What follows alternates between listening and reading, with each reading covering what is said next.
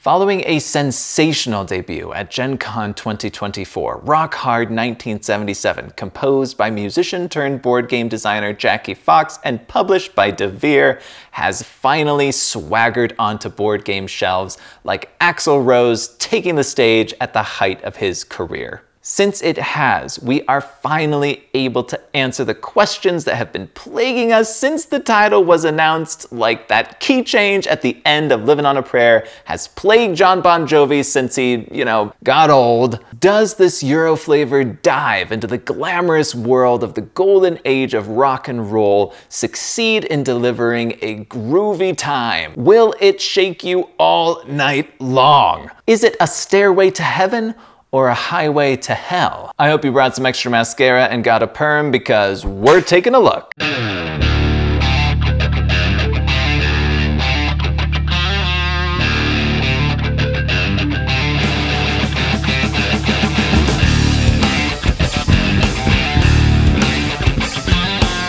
It's 1977, and you are one of up to 5 folks with a smidge of talent, a day job, and a dream. From April to December in one glorious year, you'll compete against your friends to improve your chops, write songs, and cultivate a reputation, with the most skilled, or just the luckiest, among you going on to play the biggest venues and collect the most lucrative record deals. Become the most famous rock star by the end of those 9 months, and you'll win the game. Each month represents a round of play, which is broken up into 3 phases: the day phase, the night phase, and the after hours phase.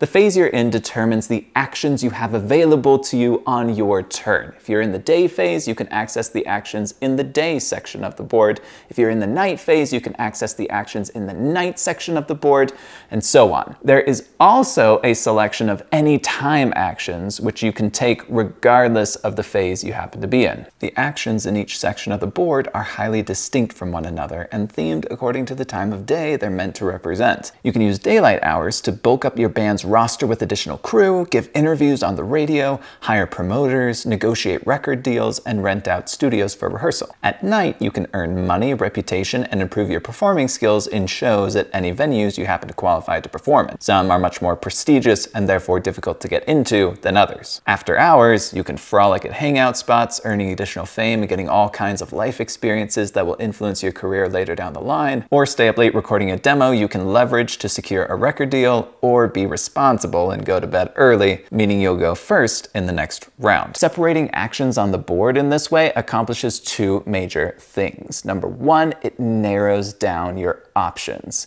It can be easy to get overwhelmed by the sheer amount of choices available to you at any given time in a typical worker placement game. Rock Hard says, look, I know there's a lot out there, but for now, just focus on this section of the board. What you choose will have downstream effects, so there's still quite a bit to think about, but for now, just focus here. Number 2, it provides a framework for sequencing your actions. You can only accomplish certain things at certain times of day, so you will naturally plan your turns out in advance. I already plan out my day by going morning, noon, and night, so this 3-block structure of evening, late evening, and later evening just fits. Structuring gameplay in this way has a simplifying effect on the worker placement model that feels innate. Others have said much about Rock Hard's theme, but it would be remiss of me to forego an opportunity to emphasize just how cleverly and how skillfully the game makes use of it. Thematic texturing seeps into every mechanic of its design, rendering graspable even the most obscure of them. Like your job. When do you go to work? When your employer wants you to go to work. How much do you get paid when you show up? Well, as much as your employer wants to pay you, unless you earn tips, in which case it'll be something different. What happens if you miss work and go play a show instead? You get written up. If you get written up 3 times, you get fired. I mean, you become a full-time professional musician. And what does that mean for you? Well, it means that you'll lose access to ready, consistent money, which, if you've already got that coming from royalties on your records, won't be that meaningful to you. Finally, a game where my decades of social programming are relevant. Another bit of theme that is just delicious, and an excellent example of how this game uses thematic flourishes to make your experience pop off the table, is candy. What kind of candy? Rock candy. Look, you are your own worker, okay? And with work being what it is and an entire music career to get off the ground, an extra burst of energy every now and again makes the impossible suddenly possible. And what better way to get that burst of energy than by indulging in a nibble, an injection, or perhaps a snort or two of the tasty niblets you can buy from the guy behind the recording studio. Candy opens up a world of possibilities, but can come at a nasty price.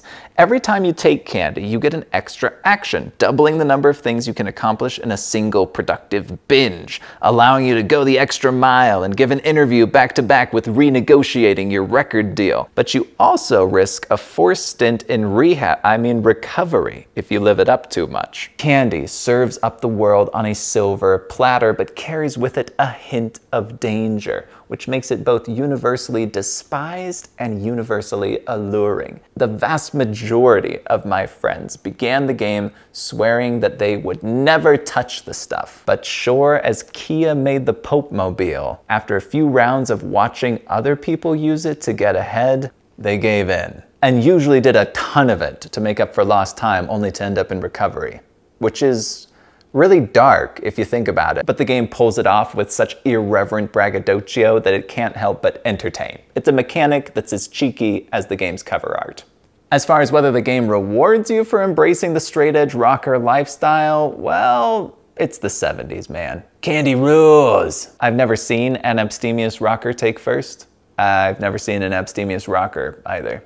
Candy and jobs are not unique for their thematic elements. Theme and game design here are muddled together as seamlessly as varying genres in a Beatles album. And that makes for an experience that is not only accessible, but often just funny. Feeling an agonized sort of embarrassment as you play at an office Christmas party while your less talented but more charismatic friend is dazzling audiences in an arena is amusing precisely because it is so innately relatable. However, not unlike Sand, another DeVere title I looked at earlier this year, Rock Hard offers a lot in storytelling fun, but is a fairly generic Eurogame at heart. It is a different melody written across an extremely familiar chord progression, just like a rock song, actually. Underneath the neon and the glam, it is a standard worker placement game supported by a tried and true resource management system. If I were to critique the bones of the design, I would say it is like Van Halen's leather pants. Tight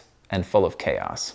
For those of us who relish in the dry crunch of a rigorously tuned worker placement game, Rock Hard 1977 will likely frustrate and bewilder. Randomness is introduced to the game through the event deck and the random gig deck and can totally overturn your strategic canoe at inopportune times. Drawing the event card that forbids candy usage for the round right when you're planning a sugar-fueled romp to the top can either be hilarious or an enthusiasm killer, depending on how attached you are to the idea of executing your plan to the letter for the win. If you are allergic to randomness, I would suggest steering clear. Whether it will sing on your tabletop will depend on how invested you are in the stories it wants to tell, which, while marvelously accessible, may not be appealing to you. Hanging out with groupies, slightly raunchy content, and profligate candy munching is not everybody's cup of rum-laced black coffee. If you and your gaming group are on the hunt for fresh new mechanics or would be made uncomfortable by a bit of loose reading, Rock Hard 1977 would not be a good fit for you. But if you are looking for a Eurogame that rewards you for not taking it too seriously while offering a rich narrative experience that's a little naughty and a little cheesy and a lot unabashedly exuberant,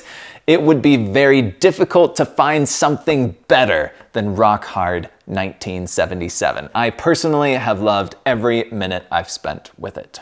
And that is the review. Thank you so much for joining me in this video. I hope you found it helpful. I look forward to seeing you in the next one. Bye!